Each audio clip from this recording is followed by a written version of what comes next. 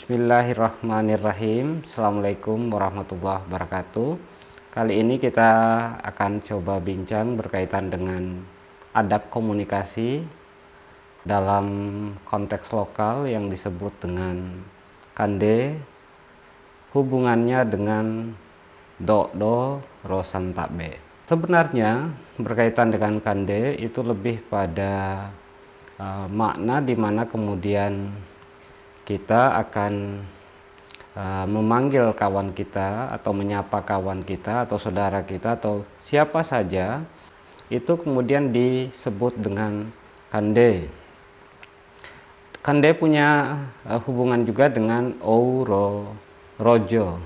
Jadi ketika kemudian memanggil orang atau menyapa orang, lagi-lagi punya titik taut dengan kande. Tetapi kemudian saya akan berupaya untuk masuk lebih jauh berkaitan dengan terminologi yang cukup menarik menurut saya, yakni do rosan takbe. Penggunaan istilah do rosan takbe itu kemudian berkaitan dengan etika di dalam hubungan pribadi yang satu dan pribadi yang lain. Dapat juga disebut bahwa do rosan takbe itu sebagai tata krama sosial, etika sosial. Etika di dalam rumah juga demikian, etika di ruang publik juga demikian. Ketika kita berhadapan sama orang, maka kita kemudian menanyakan namanya. Sehingga dalam bahasa Bima, ketika ditanya nama orang tersebut, ku caut kumpi ngarata, siapa namanya Pak? Nah, atau ku dulata takbe kombi.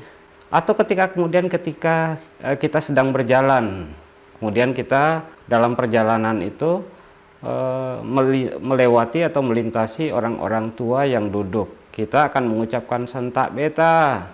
Itu adalah satu model etika di dalam hubungan kita di ruang publik atau ruang sosial. Hanya saja kemudian ketika kita baca dalam peristiwa Mutakhir ini, pengungkapan do sentak be itu sudah mulai jarang didengar. Padahal itu adalah hal yang pokok berkaitan dengan adab dalam kehidupan di rumah tangga, kehidupan di masyarakat. Nah itu, tetapi kemudian upaya untuk menghidupkannya lagi menjadi penting sekali tentu saja. Oleh karena itu, menggali kembali makna do, kemudian menghidupkan kembali do dalam satu sikap sosial, sikap di dalam rumah tangga, itu menjadi penting sekali.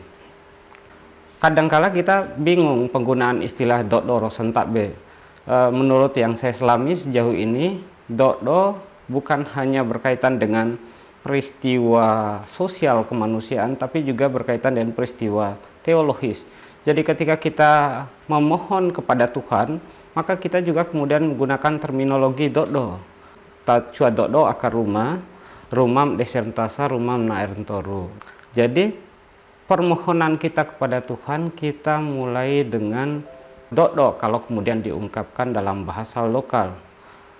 Do rumah itu tenggor wale madoho gitu. Kita memohon kepada Tuhan untuk diberi kekuatan pada kita. Nah, gitu juga kemudian ketika dalam peristiwa sosial kemanusiaan sebagaimana saya sebutkan tadi. Sentakbe juga sebenarnya juga digunakan di dalam kaitan dengan peristiwa teologis, peristiwa di mana kemudian peristiwa spiritual kita dengan Tuhan, juga kita dengan sesama manusia. Jadi dua istilah ini punya dimensi vertikal di satu sisi, juga punya dimensi horizontal di sisi lain. Dimensi vertikalnya hubungan kita dengan Tuhan, adab berkomunikasi kita dengan Tuhan, adab memohon kita kepada Tuhan, adab kita meminta kepada Tuhan. Itu kita gunakan istilah do, juga kita gunakan istilah sentak be. Gitu juga ketika kemudian dalam hubungan kita dengan masyarakat, dengan orang-orang di sekitar kita, kita gunakan istilah do juga sentak be. Tetapi biasanya kita menemukan di dalam kehidupan sosial do itu ketika kita berhubungan dengan pribadi, antara pribadi yang satu dan pribadi yang lain, lalu dalam kaitan dengan menanyakan sesuatu sebagaimana tadi saya sebutkan do ku cau ngaratas, permisi siapa namanya, kira-kira begitu. Sementara sentak B itu lebih pada meminta izin, jadi mohon diri untuk pergi ke suatu tempat atau mohon diri untuk melintasi jalan itu, sehingga ketika kita temukan orang di jalan-jalan, kita meminta diri dengan mengatakan sentak beta. Sentak B itu bisa berarti permisi, bisa berarti mohon diri atau pamitan dan seterusnya. Hal-hal ini memang sederhana, tetapi kemudian ini berkaitan dengan adab tata krama sosial. Juga dalam rangka memulai komunikasi biasanya kita memohon sentak beta, doku, caut, kombi, kayak gitu-gitu. Nah, itu semua menurut saya menjadi hal yang sangat pokok sekali karena berkaitan dengan adab komunikasi, adab berhubungan dengan Tuhan, adab berhubungan dengan sesama manusia.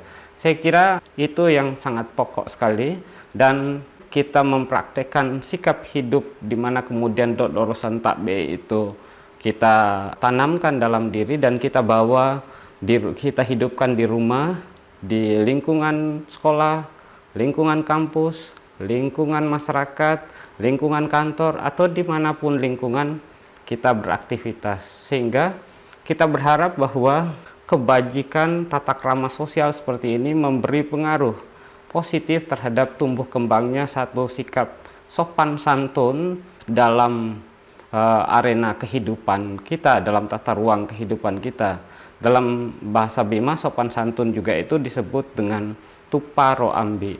Jadi orang-orang yang mengedepankan tata krama sosial sebagaimana tadi, yakni menunjukkan sikap dodo, sentak B, dia disebut juga dengan douma tupa roambi, orang yang punya tata krama sosial sopan santun dalam sisi kehidupannya. Dan tentu saja hal ini kita awali harus tupa tempu de fikir kenanu, tempu de ader loko, sehingga kemudian rawi ruku juga tupa.